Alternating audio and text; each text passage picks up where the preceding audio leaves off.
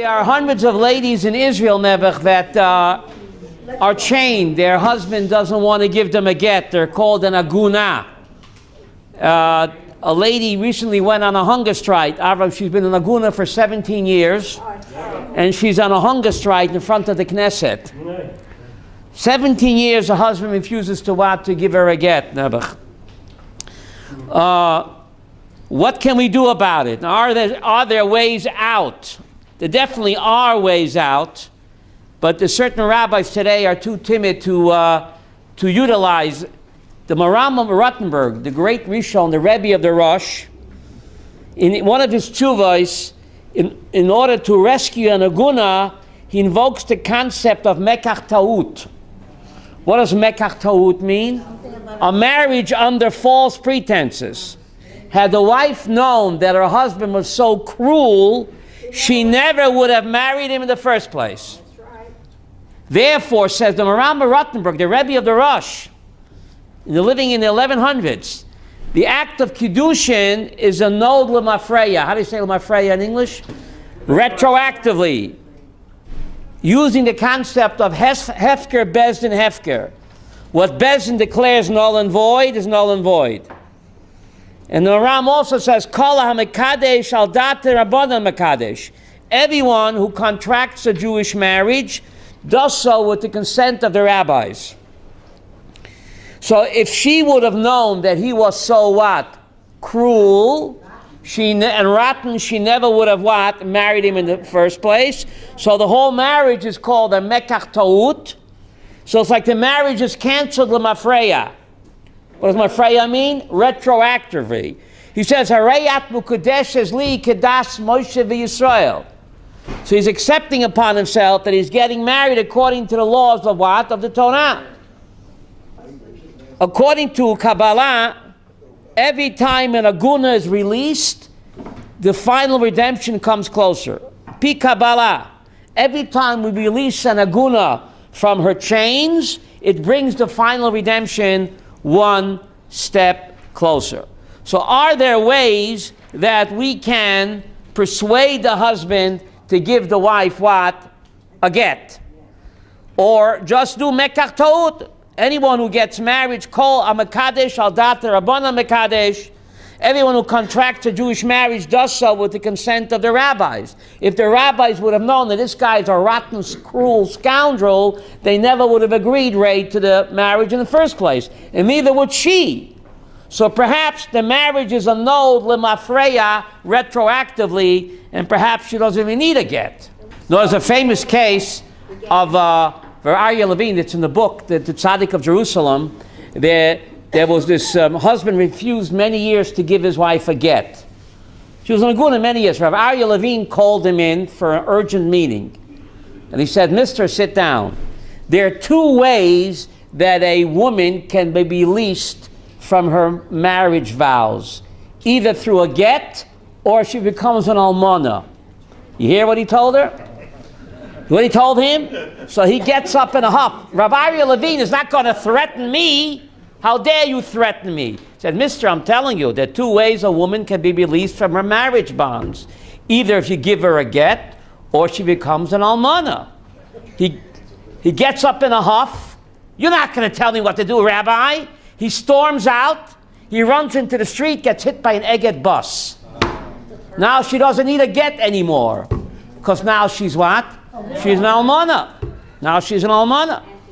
So Rabbi Aryeh Levine, Zechat Tzaddik Evracha, he warned the husband, right? You don't give her a get, she won't need a get because what? She'll become an almana. But let's see what the Rambam tells us about this. If you look at the Rambam, side number 2, the Rambam's solution to the Aguna problem, or how to get an Aguna a get. Get it? Yehuda, how to get an Aguna a get? How to get an Aguna a get. Side number 2, source 9. We'll begin with side number 2, source 9. The Rambam in Hilchos Malachim. Here the Rambam speaks, how do you know that the guy is a Mashiach, that he's not an imposter? How will you know when the Mashiach comes that he's true blue, that he's not an imposter? So, Source number 9 on side 2. Rambam Hilchas Malachim. V'im yamoid melech mi beis David. A king will arise from the house of David. Hogeh b'Torah v'osik b'mitzvahs keDavid aviv. Someone will arise from the mishpach of David HaMelech. A Torah scholar does all the mitzvahs like his father David. Kifi Torah shebeksav and Torah shebal peh. He keeps the oral Torah and the written Torah. What's the next word, Yehuda? V'yachof kol Yisrael, and he forces all of Israel leilech bo lechazek bitka.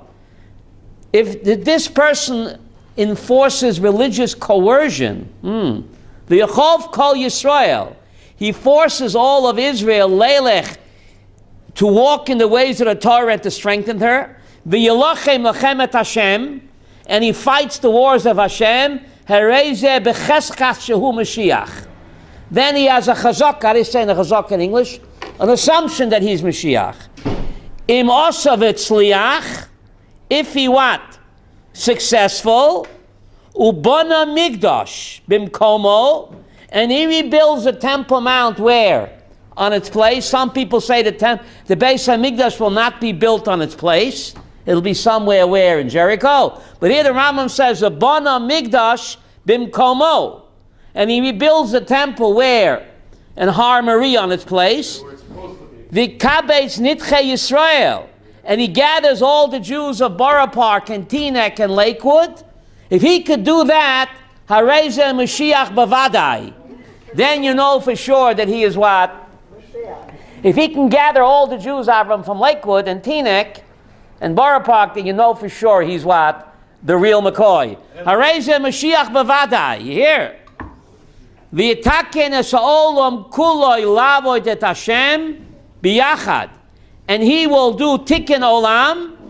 The entire world is going to serve Hashem biyachad. Yachad, yachad. Oneness. Shenemar ki oz. The prophet says, then epach elo amim safa barura. Then I will turn over to the nations safa barura. What does safa barura mean? In a clear language, likroi kulam b'shem Hashem. All of them will what? Call in the name of God. Love the Shem echad, and they will all what? Shoulder. What does Shem mean in Hebrew? Shoulder. We had it in Pashas Noach. Remember yesterday's reading? Shem and Yefes, they put the garment of Shem on their shoulder and they walked backwards to cover up their father's nakedness. Shem means what? Shoulder to shoulder. Entire human race will stand shoulder to shoulder to serve God. Does that mean, Sharon, everybody become Jewish? No. You don't have to be Jewish, what? To serve God. In fact, the only person in the Chumash that's called a tzaddik in the whole Chumash is not even Jewish. He's Noach. Noach is tzaddik. You don't have to be Jewish to what?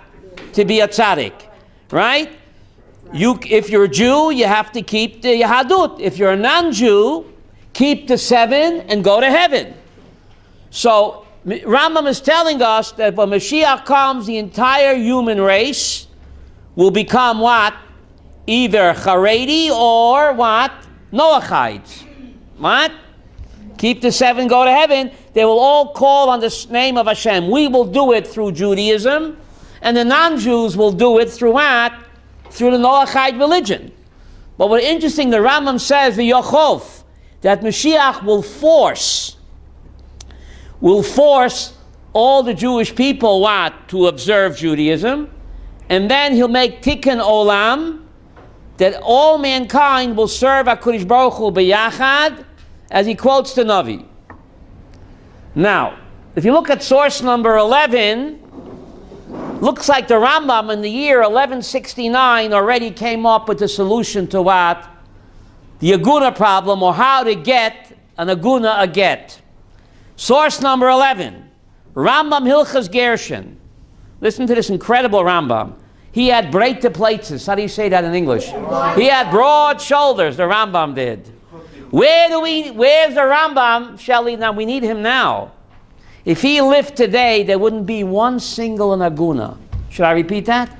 Because they look at source number 11, if the Rambam lived today, no woman will be trapped in what? In an abusive marriage, Avraham. Source number 11. But some people think they're more frum than the Rambam.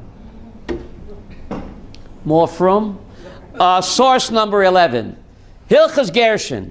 Misha din noten. See source number, what? Hilchas Gershon. Right. Hilchas Gittin, Hilchas Gershon. You got to get while the Gittin's good, what? You know, under the chuppah, the Rab says, "Lo zayin zum Gittin," which means "Lo zayin zum Gittin," which means it should be for the good. It should be for the best. Yeah, but Gittin also means, you know, right? Zayin zum Gittin, it's, you know, it's putting bad karma into the marriage. Misha hadin noten. You hear what the Rambam is saying in 11? The din noten, what does that mean? Bezdin decided that this guy must divorce his wife. Now, you cannot divorce a woman against your will. Min HaTorah, the Torah says that a husband, in order to give a get, must give it free willingly. If you force the husband to give a get, it's puzzle. But the Rambam says, Misha din noten. Once Bezdin has decided, Bezdin decided this guy's a no good bum, he's abusing his wife. Bezdin decided that we must force the husband to divorce his wife, even though halachically, if you force a man to give a get, it doesn't work. But if Bezdin decides that this person must what? Divorce his wife, then Bezdin says, we have our ways. We have our ways. We'll make you an offer that you what? Can't refuse. Da da da da da da da. Okay. Yes? Rabbi Meir Kahana said, Yeah. if husband won't give a get, you beat him till he Don't steal my thunder. Before Meir Kahana said it, Maimonides said it in the year 1169. Right? Right? Again, Misha din, you're not looking in. Misha din noten, shekaifen oisel agaresh ishtay. Bezdin decides that this person is forced to divorce his wife because he's abusing her. V'loy rotzel agaresh. He said, forget about it. You cannot make me divorce my wife. I know the law. The law is that I cannot be forced to divorce my wife. I have to do it what? Free willingly. Bezdin shel Yisrael. Avram. Yeah, that? What's the next word? B'chol mokam v'chol zman. Even in the year 2017. The Rambam was not just writing for the year 1169, Rivka. Bezdin shel Yisrael b'chol mokam u b'chol zman. Every Bezdin, in every place, in all time, once they decided that this guy is a lowlife and he must divorce his wife and he refuses, makin also. They beat him at she'omar roitzahani. They beat him until he says, yes, yes, I want to divorce my wife. What, are you playing games here? Makin also, Avram, they give him makos retzach until he says roitzahani, that I do want to divorce my wife. V'yichtoy faget. And he what? He writes the get. V'hu get? Kosher. Say what?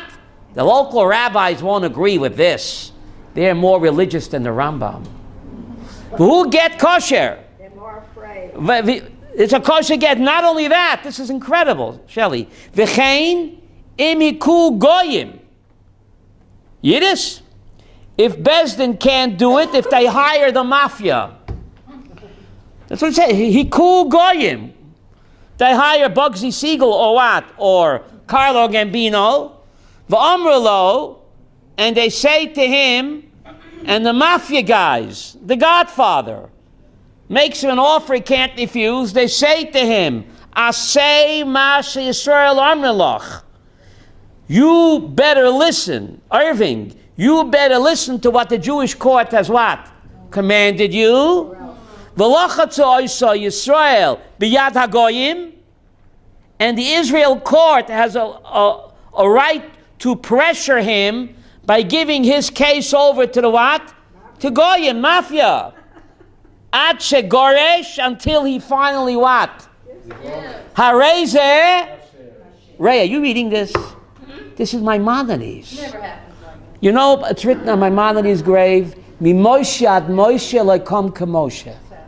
From Moshe Rabbeinu until Moses Maimonides, they didn't arise a lawgiver as what? As Moshe. And yet this Rambam is writing, not only can the Jewish mafia beat him up until he says, I do and it's kosher, we could even hire the non-Jewish mafia. And it's a get kosher. You hear this? Ve'im hagoyim ma'atzman anasu. Let's say the goyim do it on their own, not by the order of a Jewish court. See, this is the crucial difference. Im hagoyim ma'atzman anasu. If goyim force him alone, without an order of the Jewish court, at shekosav hoyel vadin noten sheyichtov. The Goyish mafia read about that this guy is abusing his wife. He doesn't want to give her a get. So without an order of the Jewish court, they what?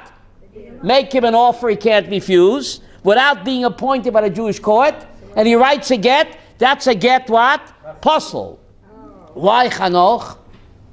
Because they didn't get a tzava, a tzav. They didn't get a command from the Jewish court. They did it on their own. And then what? It's a get puzzle. What's the difference? What's the difference? Big difference. Now the Rambam asked the $64,000 question. Nu Rabbi Avram, V'lama loy batal get zeh shereu onus. If Bezdin appoints the mafia, it's also forced. And why in such a case, when Bezdin appoints the muggers, the tough guys to beat the guy up, how come the get is not annulled? It's forced. Bein biyad goyim, bein biyad Yisrael. 3 question marks there. Right? It's also being forced. If Bezdin does it, and they work him over in the back room, right? And then he says, stop, I want to give a get. It's also forced. In such a case, the get is what? Kosher. What's the difference? She'enam memonus, we don't say it's what? We say it's not forced. Ela lemish nilchatz v'nitchak Lasois davar she'eino chayiv min haTorah lasoisoi. Why? Kigon mishu hukat shemachar. If someone beats you up, you don't want to sell your field or your house, and then you're beaten up until you want to do it. It doesn't count, right?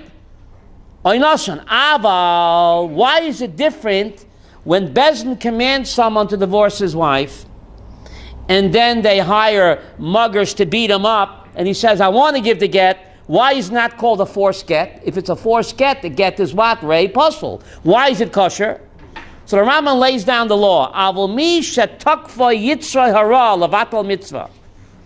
Someone whose yetzer hara grabbed him to cancel a mitzvah, or lasot aveira, or to do an aveira. V'huka, and he's beaten at she'asa dover shechayiv lasoto, until he does the thing that he has to do. O at shenisrachak medover she'asa lasoto, ein ze onus mimenu. That's not called an onus. Elohu onas atzmo midata hara.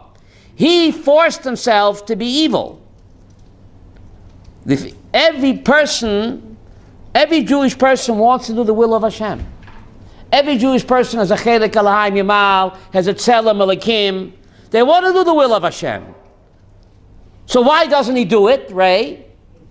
Because the devil is what? Forcing him. Lefikach mi she'eino rotze legaresh. Once Bezdin decides that this person has to what? Divorce his wife, that becomes Torah law. And if he refuses, Masha, he's going against the Torah. Which Jew wants to go against the Torah? Why is he going against the Torah? Why?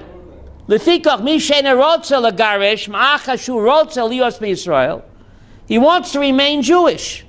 Rotze hu lasot kol ha-mitzvos. He wants to do the mitzvahs.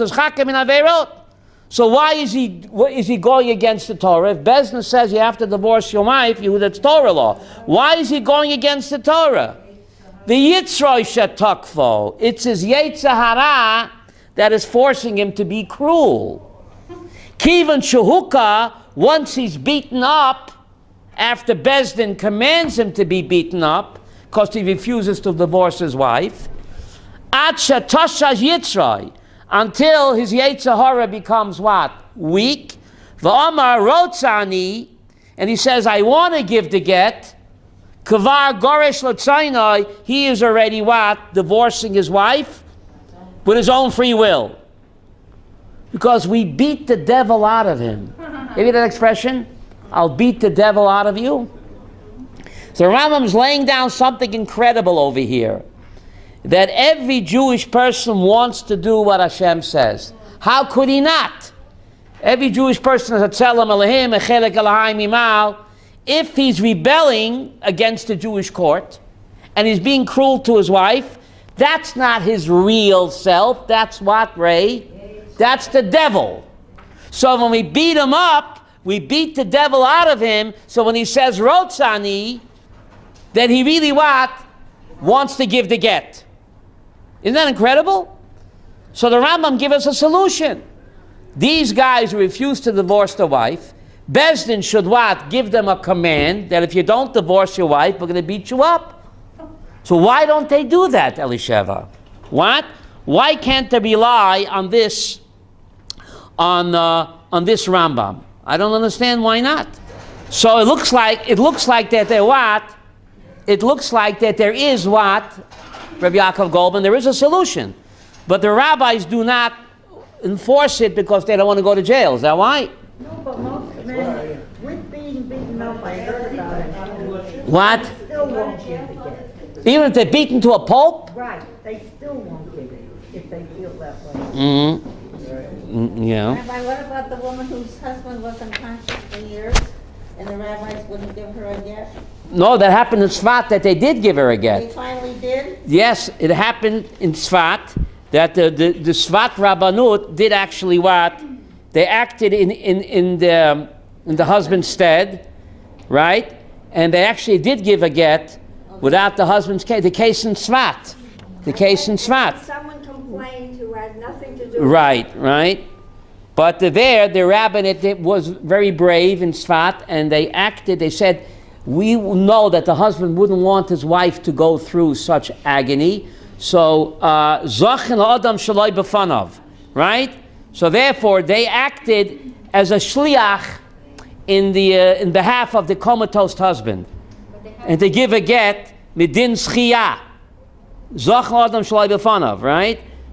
But then somebody contested that, so but this woman, Baruch Hashem, did get the get. She did get a get, right? What? He's dead, and then he shows up later on, and she's already married to somebody else. Yeah. There was those cases, the husband, this guy could wake up, things do happen. This guy can wake up, so. She's married to somebody else already. But Beis Din gave a get. Beis Din acted as a shliach on behalf of what?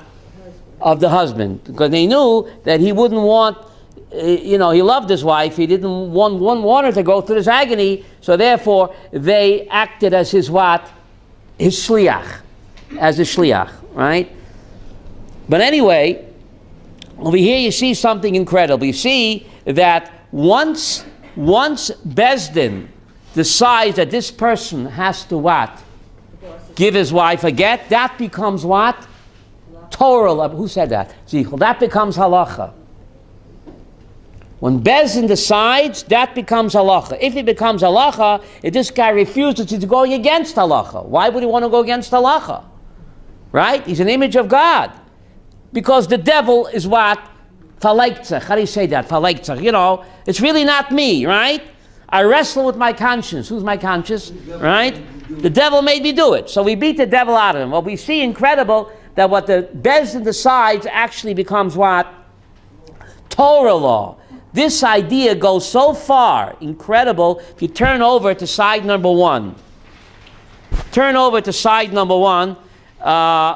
You look at source number 7. I think the Daf Yomi is up to there, right, Yehuda? Sanhedrin Daf 90. Is the Daf Yomi doing that today? See source number 7 on side number 1? Just say when. Sanhedrin, page 90, this is actually what? The Daf Yomi. The Mishnah says there, in Sanhedrin page 90, Shloisha Malachim v'arba hedyotos ein lem chelik olam haba. The Mishnah says all Jews have a share in the world to come. And then the Mishnah says except those that don't. That's what it says. Right, Avram? All Jews have a share in the world to come, but there are some that doesn't. And then the Mishnah mentions 3 kings and 4 commoners that Eilam Chelik Olam Haba. Who are the 3 kings that have no share in the world to come? Yeravam. Who is Yeravam? The first king of the 10 tribes. He was a Chota Machtet Arabim. He set up 2 calves. Remember, one in Dan and one in Beersheba. This page was 98.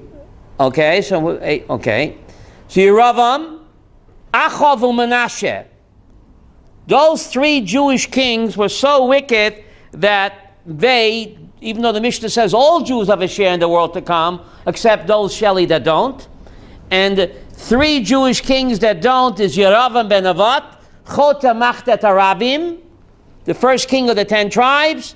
He led the Jews into idolatry. And Achav, who was Achav? Married Zevel. What does Zevel mean? Jezebel. Means a garbage lady. Zevel.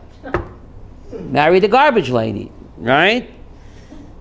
Killed out the prophets of Hashem. Menashe, the wicked king Menashe, was so evil that he actually put an idol inside the Beis HaMikdash. Oh, yes. He put an idol inside the Beis HaMikdash. And he was the longest reigning king in Israel. Menashe reigned for 55 years. And he was such a Rasha. Strange. That his father was Cheskiyah HaMelech. Cheskiyah was so righteous that God wanted to make him what? Mashiach. And he had such a wicked son. Go figure, Chanoch, go figure. There's no guarantee. A righteous father can have what? A wicked son, and vice versa. Vice versa. Every person has to make up their own what? Choice, right? So anyway, the Mishnah says there are 3 kings that have no share in the world to come. You see my finger pointing there in source 7? There's a finger, that's my finger, you see it? Source 7, you see my finger there? Yeah. Sanhedrin, page 104. Omer Rav Yehuda, Omer Rav, Bikshu Od Limnoi Sechad. The rabbis wanted to count another king that has no share in the world to come. Who is the Od Echad? In parentheses, who? Shlomo. Can you imagine, Yoel? Is he in parentheses? Yes. Shlomo HaMelech. Besides writing Mishlei, Shir Ashirim, and what? Kohelet. Besides building the temple, the rabbis wanted to put his name on the list that he has no share in the world to come because he married 1,000 women. And not all of them were so kosher. Right? They were not Beis Yaakov girls, exactly. Right? To say the least, Rivka, right? He put them through a kangaroo conversion. Kangaroo conversion? So the rabbis wanted to put him on the list that Shlomo HaMelech built the first temple, wrote the 3 holy books that are in part of our Tanakh, Shir Ashirim, Kohelet, and Mishlei. The rabbis wanted to put him on the list. He has no share in the world to come. What happened after that, Yehuda? Bota demus lioikle shalaviv. So King David's image came to the Sanhedrin and they were being done to put Shlomo on the what? Masha, the blacklist. King David's image came down from Gan Eden and then he prostrated them and he said, listen guys, leave my son off the blacklist. King David came from Gan Eden. And the rabbis told King David what? Get lost. You hear this? What? Also, afterwards, God split his kingdom because he did wrong. After he died, the kingdom was split because he married all of these what? Right. Foreign women. So once he married 1,000. Wow. Boy, he must have eaten a lot of Viagra. 1,000 women, wow. If you can keep that, feed that. That's why he died. He died at 52. He called that burnout. He did die at 52. Anyway, Yiddish is the Chaloch. King David's image came from Gan Eden and begged the rabbis, leave my son off the blacklist. And they didn't pay attention. Bata eish min hashamayim. A fire came from heaven. You following me? V'lochla eish b'saf soleihem. And began to lick the chairs of what? Of the Sanhedrin. It's a hot seat. The hot seat. God gave them a hot seat. Yiddish Sharana. V'loshgicha aleha. And the rabbis didn't care. They're going to put Shlomo on the blacklist that he has no share, what? World to come. Yotza Baskol. A heavenly voice came out for Amru Lahem and said to them, rabbis, back off. Mi shehigdish beisi lebeito. Higdim, slicha. Whose house did Solomon build first? His own house or God's house? God's house. Mi shehigdim beiti lebeito. The one that what? Built God's house before he built his own house. V'lo od. And not only that, says God, shebeiti bono b'sheva shonim. His house he built. How long did it take him to build his? Shebeiti, slicha. Thank you, Rivka. God says, my house he built in 7 years. How long did it take to build a light rail? More than that, right? So God says, my house he built in 7 years. Ubeisai, in his own house, bana, how long? B'shloish esrei shana. So the rabbis, God said, Abaskol, back off, guys. He built God's house before his own house. God's house, he did chick-chack in 7 years. And his own house, he dragged on for what? 13 years. So the heavenly voice said what? How come it's called bat kol, not ben kol? Rabbi, what's a bat kol? What's a bat kol? The daughter of a voice. Why not ben kol? Because Shechina is feminine. The word Shechina is feminine. The word neshama is feminine. The word Torah is feminine. So a bat kol, God's voice, Kaviochel, is a bat kol. A feminine voice came out and said, rabbis, back off. Leave Shlomo alone. V'lo yishgichu alei. And they what? They didn't pay attention. Talk about chutzpah, Masha. Jews have chutzpah. Hashem is telling you, back off. Leave Shlomo HaMelech alone. They wouldn't listen to the Baskol. Looks like the rabbis outvoted God. Talk about Chanoch, Jewish chutzpah. Finally, Yotza Baskol v'amru lahem. Finally, God put his foot down. Job 34. Ata tifchar v'lo ani. You rabbis will decide, and not me. I'm telling you, leave Shlomo HaMelech alone. God says, you won't choose, I choose. Well, that's the exact opposite of the story where they... 1 minute. Ata tifchar v'lo yoni. You will choose and not me, back off. So the rabbis finally were intimidated by God, Ray, and they what? Left Shlomo HaMelech off the blacklist, and therefore Shlomo HaMelech does have what? A share in Omakot. Why should God care what the rabbi says, Yisrael? The rabbis are not supposed to listen to him. Why should God care what the rabbis say? Yehuda Lev is having a very good question over here. We know, B'Metzia, page 59, where the rabbis outvoted God, right? So there they were not intimidated, and here they were. Okay? That's a very good question. B'Metzia, page 59. You can look it up. Rabbi Eliezer, they're arguing whether this tanur is tamei or not. In order for a tanur to become tamei, it has to, a stove to become tamei, a dead rat fell in it, very technical. It has to be considered complete. If it's not, even a dead rat fell in, it's not tamei. At what stage does the oven become complete, where if a dead rat falls in, it becomes tamei? Rabbi Eliezer said this, and the Chachamim said that, right? So he's one against many. A heavenly voice came out and said, the halacha is like Rabbi Eliezer. Why are you arguing with Rabbi Eliezer? So the rabbi said, Ein mashgichin bebaskol. Torah loy bashamayim. The Torah is no longer where? In heaven. Once God gave us the Torah, we decide the law. So the rabbis actually outvoted God. Even though God paskined like Rabbi Eliezer, he's a yochid. The chomim paskined against God, they're the rabbim. So the Maharsha asked the question, what's going on over here? So the Maharsha said that God was testing the rabbis. There's a pasuk in Shemos, Achrei Rabbim Lahatot, that the halacha always follows what? The majority. So when God said, I'm ruling like this single rabbi, God is not going to contradict himself in the Torah. The Torah already says in the book of Shemos Parshas Mishpatim, Achrei Rabbim Lahatot, that when rabbis dispute, the majority opinion is always what? The correct opinion.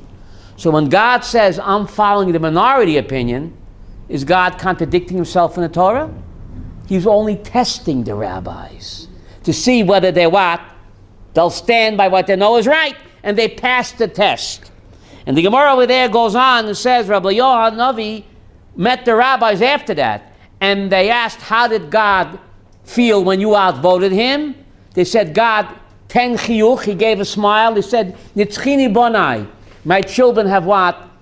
Defeated me. It's like a proud papa who gives his child the test, and the child what? Passes the test, and the papa is very proud and happy. So God tested the rabbis, and they withstood the test that majority always wins in Judaism. Majority opinion is dominant. God was testing them, and they passed the test. They didn't listen to the minority opinion. But over here, there was no minority opinion. All the rabbis agreed that Shlomo Melech should be what? Blacklisted. And yet here the rabbis were intimidated by God. That's a good question to ask Rabbi Finkelstein. Here they were intimidated by God. He wasn't one against many. It was all of the rabbis were united not to let Shlomo Melech into Olam Haba, and yet God, Kaviyachol, so to speak, put his foot down, and he said what? Job 34, I choose and not you. But my question, Rivka, is why should God care what the rabbis say? Shelley. The rabbis want to keep him out of Gan Eden. God says, I don't care what you say. Why was God so insistent? First he had to send fire down, and one baskol another. Why should God care what the rabbis vote? If God wants Shlomo Melech in Gan Eden, why should it matter, Chanoch, what the rabbis say one way or another? You hear the question on the table? That's his area, not the rabbi. So he can open the gate and let him in. Right. Why should God threaten the rabbis? So they said it. If I want Solomon in Gan Eden, I don't care what you rabbis say. The rabbis keep somebody out of Gan Eden. Yes. So the answer is, the Mishnah says, Da mala mala mimcha. Chaim Volozhin. If you want to know what the heavenly court is ruling above, is Shlomo Melech in Gan Eden or not? Mimcha. Rachmiel, you sitting down? Mimcha. The awesome power of the Jewish people. Da mala mala, says the Mishnah. You got to know where to put the commas. If you want to know how the heavenly court rules, is Shlomo Melech in Gan Eden or not? Mimcha. Ray, what does that mean?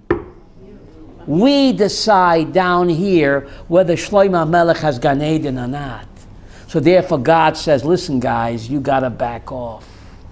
That's just incredible. Da mala mala mimcha. You want to know what Bezin Shalmalov, the heavenly court, decides on Shlomo Melech or any case, it's up to the human court. Isn't that incredible? But he overruled. What? So God made them back off. Is this connected to the Aguna and the rabbinate? Same thing. If the rabbis rule that Carlo Gambino can what? Beat up this guy to give his wife a get, that becomes what? Torah law. That's why I put this on the sheet, Rabbi Abraham. Not the rabbis If the rabbis, if the Bezdin, authorized Bezdin, decides that this guy has to divorce his wife, the Rambam said, B'chol mokam v'chol zman. Go back to side number 2, source 11. 1 second, side number 211. See the Rambam there? Mishadin noisen shekoifen noisen garish ishtoi v'lortza garish. Source 11, the second line, Yudah. Bezdin shel Yisrael. What's the next word? B'chol mokam v'chol zman. In the year 2017, in any place, in any time, any authorized Bezdin, if they rule that he has to give his wife a get, he refuses, they can hire the mafia to beat this guy up, and that becomes what? Torah law. Surely today the rabbis are too timid, I don't know why, but the Holy Rambam says that. Who's greater than what? Than the Rambam. But the point is that what we decide down here becomes what? Becomes what? Torah law. So therefore, the rabbis had to back off and leave Solomon off the blacklist. And therefore, after 120, Ray, it's very important to give a person a proper hesped. Why is it so important to give a proper eulogy to a person when he dies? Avram, why is it so important? I just told you why. When a person, after 120 dies, he gets up to the heavenly court. God says, before I judge you, what do people say about you? What do people say about you? You hear this, Shelley? Why a eulogy is so important after 120. The heavenly court will wait. What do people say about this person? Then God will decide. What if it's a time when you can't make a hesped? Oh, you know the story about Bugsy Siegel. Not a joke. Bugsy Siegel was Murder Incorporated. He was knocked off in Las Vegas. So his widow went to the wife and said, his widow went to the rabbi, said, you got to give a hesped. The widow went to hire the rabbi to give a hesped. What can you say about Bugsy Siegel? You know, he was the chairman of Murder Incorporated. So the wife, you have to say something. You have to say something. God is waiting. So the rabbi said, Bugsy never killed nobody on Shabbos. He never killed anybody on Shabbos, and he kept Rabbeinu Tam's man. So the mafkir would never call him until 72 minutes after Shabbos was out. He was sending arms here. Right? Underground. So, you got to say something good about it. He gave a lot of money to the Irgun. He was good to his mother, and he gave money to the Irgun. And they... And when we trouble with divorce, he said, Right. On his tombstone. There's a picture of a pitcher, because he was a lady. He was a Levi, Siegel, Sagan Levi. Yiddish Yehuda, really. That the mafia didn't call him until after Havdalah. They didn't call him. He wouldn't take any contracts on Shabbos. After Havdalah, they would call him, The issue of adding to the Torah. What? This is the issue. We say that you can't add or subtract from Torah. Beautiful. This is adding to the Torah. No. And how does it apply So to to the answer law? You your... wanna add and subtract. Beautiful. Chanoch, to answer your question, I will what? Ask another question. The Rambam says, Min HaTorah, are you allowed to eat chicken and milk? Yes, Min HaTorah, chicken and milk is kosher. Only beef and milk is not kosher. Right? So the Rambam asked, who added chicken and milk that you can't eat it? The rabbis. How come the rabbis are not guilty of adding on to the Torah? Chanoch's kasha is asked by Maimonides. The Torah says only beef and milk is prohibited. The Torah never prohibited what? Chicken and milk. So the Rambam asks Chanoch's kasha, how could the rabbis come up and say chicken and milk is osher? Is that not adding on to the Torah? So the Rambam answers your kasha. If the rabbis would have said chicken and milk is prohibited by the Torah, then they'd be guilty of what? Adding on. But they never said that. They said, Min HaTorah, beef and milk is usher. We make a fence around the Torah. Deuteronomy 17:11 gives them the authority to make a fence. They never blur the lines. They say clearly, we never said chicken and milk is usher from the Torah. We would said that, we would be guilty of adding on to the Torah. The Torah asks us beef and milk. But we know human nature. If we let you eat chicken and milk, you'll eat beef and milk, right? Meat is meat. So if the rabbis, when they make gezeros, they clearly make demarcation. What's Torah law and what's rabbinic law. And they do not mix boxes. As if they did, they'd be guilty of what? Adding the Torah. So when the rabbis say you have to divorce your wife, that becomes rabbinic law. It's not Torah law, but it's rabbinic law. But Deuteronomy 17:11, you could look it up, authorizes the rabbis to make what? Fences and rabbinic law. But they clearly make a demarcation between Torah law and rabbinic law, and therefore they're not guilty of what? Adding on to the Torah. If they would have said chicken and milk is also from the Torah, they'd be guilty of adding on to the Torah. But they say no, it's only a rabbinic gezerah. Yes? They felt the people would be confused. Right. That's why. That's why they made the gezerah. That's right. Chicken and milk, and then eat beef and milk, right? What? What's in the sandwich? What? Chicken meat looks like a veal, doesn't it? It looks like milk-fed veal. Doesn't chicken meat look like milk-fed veal? Okay. So the rabbis know human nature. And they are authorized by the Torah in Devarim 17 to what? To make gezerot. How do you say gezerot? Fence. Thank you. Yeah, fence. Gezerot. Decrees, fences, siyag la Torah, yes? I'm more troubled by something else. First, Shana Tov and Kodesh Tov. Kodesh Tov. This idea of being able to hire the mafia. And right. We addressed this a few months ago. If it clashes with the law of the land. Oh. And then these rabbis, like that big case, right? Where the rabbis were put in jail. Put in jail. Is that how the class We talked about that before you came. Before you got yeah. So that's why the rabbis don't want to go to jail. I hear. Okay. I don't blame them. What? A prenuptial agreement. That's part of called the Mekadesh Adat Rabbanan Kadesh. That's part of, that. You say Arayat Kadeshes Kedas Moshe Yisrael. So if the rabbis are not happy with the wedding, and she's not happy with the wedding, it can be a nod l'mafreya. That's a prenup, and they both agree to that. Is it the same word? But the chief rabbis, the official Bezdin doesn't want to go with that because they say he can open up a can of worms. Where do you draw the line? But the Tzohar rabbis are doing that. What do you think? What do I think? I have to give it I would go with the Tzohar rabbis. But shouldn't be abused, though, Thank you very much.